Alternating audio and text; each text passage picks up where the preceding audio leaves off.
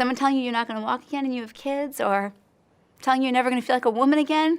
It just, what, it's just, see, it's still so real for me. I know it shouldn't be, sorry, but it is. It breaks my heart. I'm fine, though, Fern, I'm sorry.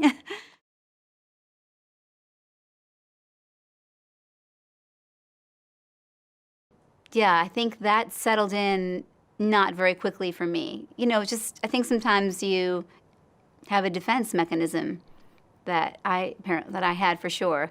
That was like, this isn't really happening. I'm gonna somehow walk out of here, I think it's hard because people who aren't in this situation don't know. And as hard as you as hard as you try and understand what someone's going through or how to live this life in a wheelchair, you just can't unless you are actually doing it yourself. So, yeah. The first thing that you hear when you open your eyes after a spinal cord injury is, you're never going to walk again. And it was just like, f*** you. Who the f*** do you think you are? That, some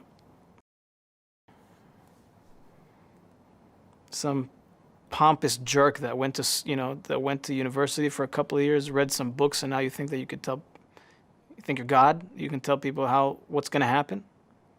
You have no clue. You have no clue how to deal with your freaking wife. You're going to tell me that I can't walk? So I was just on a rampage to prove those jerks wrong. And I made some incredible progress.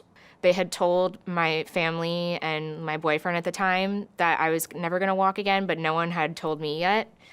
And so I legitimately thought that maybe I was just going to be in the hospital for a couple of months and walk out and be fine.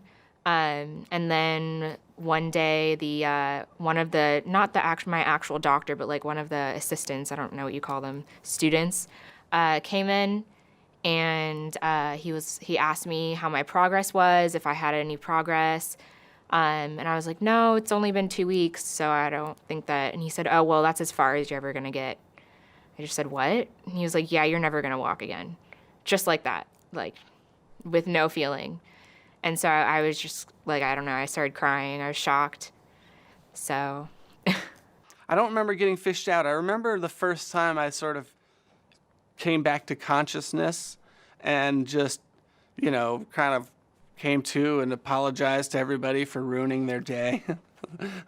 Sorry for ruining your holiday, and then passed back out. And I don't know, I kind of bounced back with a better sense of humor than I had before. And so right away I was making jokes and trying to make light of a near-death situation. Yeah. I think the moment I really realized that my life was changed was waking up in the hospital, in traction, unable to move anything, and knowing that everything else that had happened wasn't a dream. That wasn't just something that I imagined. This was real. My life was changed. I'm not the same Toby that I was before. And I said, you know what? I've always been a good athlete. I've loved sports.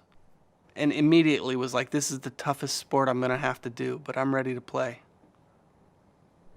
I couldn't move my legs, couldn't feel anything from the waist down. And just a whole crazy amount of emotions go through you at that moment. You don't know what the rest of your life is going to look like. Everything can change in that one moment. It's just a split second. I wasn't angry. Mainly, you race and you know it's a possibility. You kind of have to accept the fact that, major injury can happen at any time. So I wasn't necessarily angry. I'd already, as best as I could, I had mentally prepared myself for the event that might happen. But yeah, just mainly scared. You don't know, you start thinking about all the things that you're going to miss out on, if you're stuck in a wheelchair for the rest of your life. And yeah, just mainly just scared, just not knowing what your life's gonna look like. You know, you had all these plans on the way that you'd like things to go, and all those plans get shattered in that instant. So it was a pretty heavy moment, that's for sure. What was that like? I mean, for me, that was terrible. It was devastating. All my dreams were flushed down the toilet, and I didn't even know if I could finish high school. I was 17, I was a junior in high school. Just to go back and be amongst all my friends, and, you know, they're out there surfing and skating and partying and having a good time. Like, what am I gonna be able to do that even will allow me to have fun? So, actually, my principal had a really nice meeting with me and made me feel very comfortable. And so I ended up going back to school and finishing high school with my friends, but was it the same? No, it was never going to be the same. Did they make me feel welcome? Yeah, and that is all they could really do. And to feel welcome and to feel like you're a part of things was pretty much as good as it could be at that moment. The moment it broke. The moment my neck broke, I knew that was it. I mean, I had 20 years on this planet, running and jumping and flying and living really loud. And the moment that happened, I mean, I was as good as gone. I found out that I was paralyzed from my chest all the way down. I had torn 2 ligaments, had a 6-inch blood clot on my spinal cord, and I wasn't moving. And that it was going to be a tough battle. But I still didn't believe it. I still didn't think like, no, this can't happen to me. You know, I was just playing basketball, 3 weeks ago. I'm the captain of my team. You know, who's going to lead the team? I have to lead the team. So I just kept saying in my head, I'll be out in a week. I'll be there in 2 weeks. Just give me 2 weeks. I'll come back. And I spent 4 days in ICU. I lost, I think it was between 15 and 30 pounds.